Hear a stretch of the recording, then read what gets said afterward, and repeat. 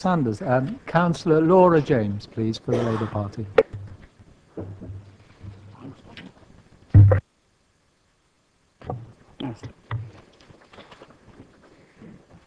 That was a speech, Mr. Mayor, full of warm words from a council leader, but we know the Conservative administration has a record of talking lots and doing little. This is a do-little budget from a do-little administration which is on its last legs, devoid of ideas and drive to tackle and solve the issues our residents face. The Tories have performed so many U-turns recently, they've got themselves into quite a spin. And to be honest, Mr. Mayor, there is no way they can spin themselves out of the mess they've created. The test of any budget, the mark of any council plan, is whether it makes a difference to people's lives. With people facing very tough times, choosing whether to heat their homes or to put food on the table, whether they can pay the mortgage or the rent, afford childcare or care for their elderly relatives, with no growth, high unemployment, and a real need for a plan B. The choices people face could not be starker today. This budget fails the people of Basingstoke. To tell 4,000 working households that they just need to budget better reinforces utterly how out of touch the Tories really are. Such a careless language. On this side of the chamber, we have all put forward motions this last year on issues we know that people care about, motions that the Tories have voted down. It is we on this side of the chamber that understand. It is we on this side of the chamber that have ideas and drive to tackle the problems Basingstoke faces. It is time for this tired, old, unlawful and exhausted administration to step aside. We are the 5th richest council in the country. With roughly 350 million in assets, this council can make a difference to help our communities through these hard times. But that means investing that money properly. It takes bold decisions to look for the best returns, both financially and socially, and the Tories have not invested properly, and they have lost this council hundreds of thousands, if not millions of pounds in poor decisions. You can balance any budget if you cut enough out of it, and this is a budget that has led to millions of pounds of cuts, which hurt the most vulnerable in our community. We have over 25 years' worth of council tax in a bank account, just wasting away, losing money year on year, £400,000 in interest lost this year, on top of the losses in interest last year and the year before.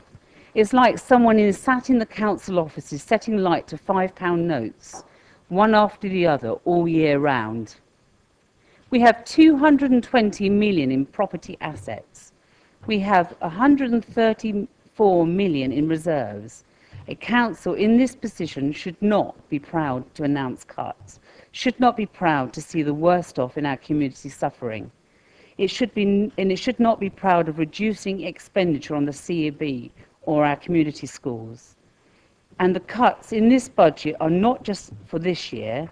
The medium-term financial forecast sees the further cuts in income and services for the next 5 years. This is simply Tory financial mismanagement on a grand scale.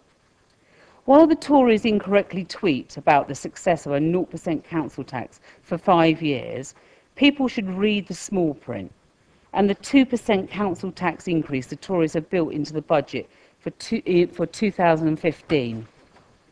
At the same time, as we see the worst cuts and the biggest falls in income, the Tories are planning to put even more money away into their rainy day reserves. The Tories may not have noticed, but it's pouring. We now have reserves for reserves. More money that will be misinvested, more money that will be stashed away in bank accounts, more money that should be invested in the people of Basingstoke and this council, if this council was managed better. It is a disgrace that Sentinel, one of our key partners, had to go to the city to raise 75 million to build homes. paying an interest rate that is greater than 2% return we make on our reserves. We should have built socially rented housing with our partners and got a better return on our investment, both socially and financially. Is it right that the Anvil Trust receives 49% of all the grant monies this council hands out? That's an increase of 46% last year. That's a bigger slice of a smaller cake. That's 1.1 million of the Tories. It's 1.1 million that the Tories are giving to the Anvil this year, as well as the 266,000 more in rent subsidy, while the rest of the budget, some 1.2 million, is spread over 48 other organisations. At the same time, County has found an additional £140,000 on top of its base grant for the next 2 years for the Anvil. So the County are giving the Anvil over £300,000 over 2 years. In this same budget, the Tories are proposing a 5th year of cuts to the CAB grant. I hope members take time to look at the annual report of the CAB and see the level of casework that they are dealing with, and more importantly, to look closely at what kind of issues people are facing. It beggars belief that they are being cut again. The number of CAB clients increased by 16% last year. The CAB predict that the changes to the benefit system this April will increase this further. When we consider the money that this council has been given from various places which the Tories have done nothing with. Take the top of town, £100,000 to improve the area. Not one penny spent.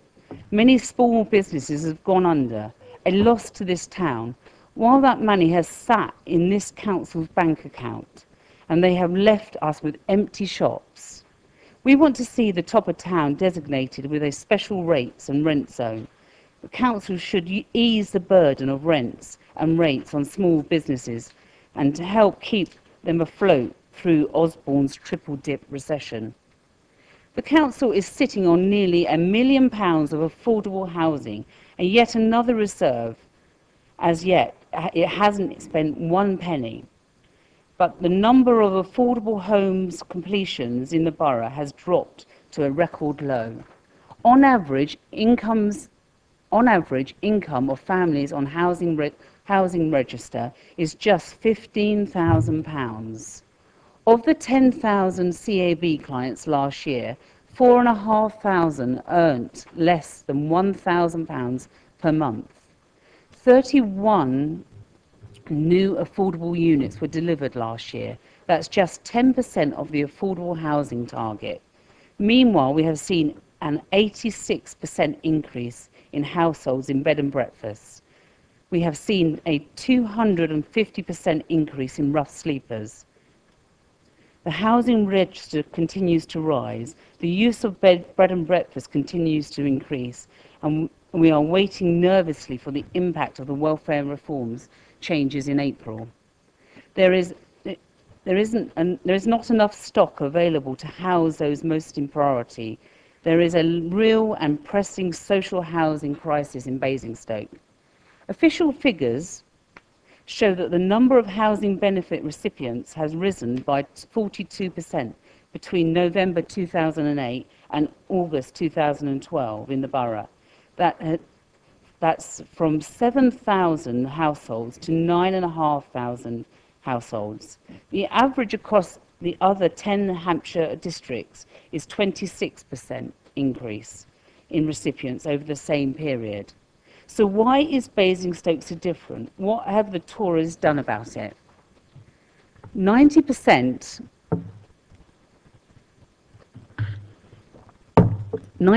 of those 10,000 households who also receive council tax benefit, most are working, and they need that help to top up low wages and keep their roof over their heads. They're not scroungers, and they're not unworthy. They are people who need this council to understand their position and to help them get through this recession. This council is not even collecting the debts owed to it by other authorities. Hampshire still owes us £4.5 million for their share of Manydown, and nowhere is it accounted for in this budget, but we are told it will be paid back next year. In fact, it's in the county's budget to be approved tomorrow. So why isn't it accounted for in this budget tonight? Last year, this council turned down 41 people for discretionary housing payments who were in crisis. This council creates a budget of £114,000 to help people in housing crisis and spent just £65,000 of it. Why? Well, the report says that the underspend of £30,000 will be carried over ahead of the welfare reform changes coming next April. The new £500,000 community support budget and the £45,000 extra for the rent deposit scheme are all about this council preparing for the welfare crisis which is looming large in this April. But this is the same council that has cut back on the housing department and just weeks later have had to take on more staff and are still advertising for more staff in preparation for this coming April to cope with the housing crisis we now face. This is not a strategic approach, it's a chaotic panic. And to make matters worse, the council still doesn't know how the welfare changes will impact on people. It's a mess. But the Tories actually sat there before Christmas and told us all that they couldn't afford to find £14,000 to hold the council tax discount scheme in place for another year. But now they can suddenly find £600,000 to try to mitigate the impact of the welfare reforms that they haven't yet assessed. As yet, there is no line in the budget for what happens next year to the council tax discount scheme. Another area that deserves scrutiny is the number of consultants this council are now employing after cutting back on experienced and qualified staff. We make redundant our most experienced electoral services officer, only then to have to employ a consultant for some £20,000. We don't have in-house expertise anymore for projects like the leisure park, top of town, or simply managing our property portfolio. So this council now proposes to fork out £635,000 in additional consultants' fees. And yet, let's not forget the £75,000 for another attempt to sell Parklands and possibly relocate the council to a new set of offices. Is this really a priority for this council? Do the Tories have plans for these offices? Is it housing we're going to see on this site? And the Tories are scrapping the staff canteen to save money. At the same time, they've had to shell out for new kitchens all over the campus. Interestingly, on Friday, I saw all the ground staff coming together in our canteen for breakfast, discussing their week, their work, and just coming together as a team in our canteen. Blue and white collar workers meeting together. It is so wrong that this has been taken away in the name of savings in this budget. I was very interested in the Green Investment Reserve that is being created, yet another pot of money in a reserve with a different heading but with no plans on how it is going to be spent, rather than a well thought through, costed programme of green investment. Again, the Tories are at it, creating reserves and pots of money to grab a headline but with no substance. Before Christmas, we proposed a motion on tackling the real issues residents face in parking. The Tories claim they're increasing the budget by £500,000, but a closer look shows that the increase is over 4 years.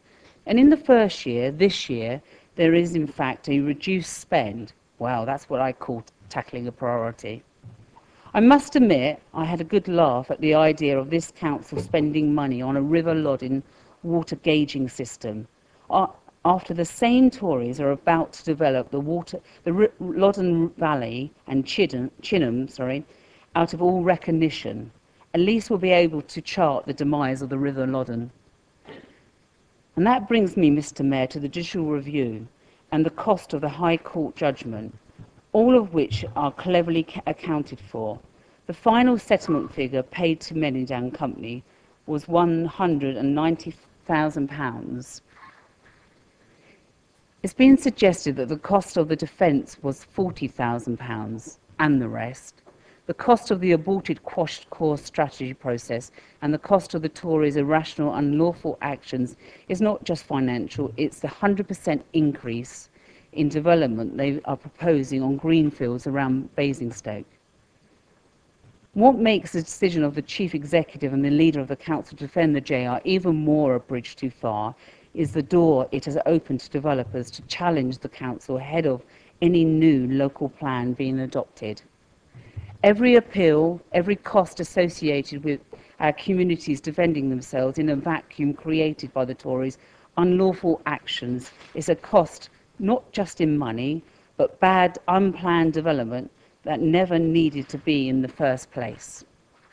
We have no confidence in the Tory administration.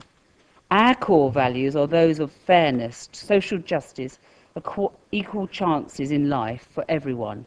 We want publicly run local services of high quality, delivered by an open and transparent council that makes customer service and helping the most vulnerable a priority. We want a cooperative council focused on people, ethical and involving. Cooperative values can shape the way we rebuild our local economy, putting long-term social benefit ahead of short-term private gain. We want investment and income generation to be priorities, but not at the expense of sound community values. We want intelligent investment and public good generated by public-owned assets and money of our borough, instead of this council simply acting like a bank or a property company, and a pretty poor one at that. We will apply for our cooperative and mutual values to get the best return and most benefit to our residents and local economy. We would build homes either by direct capital investment or enabling funds for housing associations and preferred partner developers to deliver what our residents need. We would establish 2 pilot schemes, one rural and one urban, for a community land trust. When it comes to regeneration of existing housing stock, we would look very closely at land deals to secure the best low-density development and to deliver socially rented housing.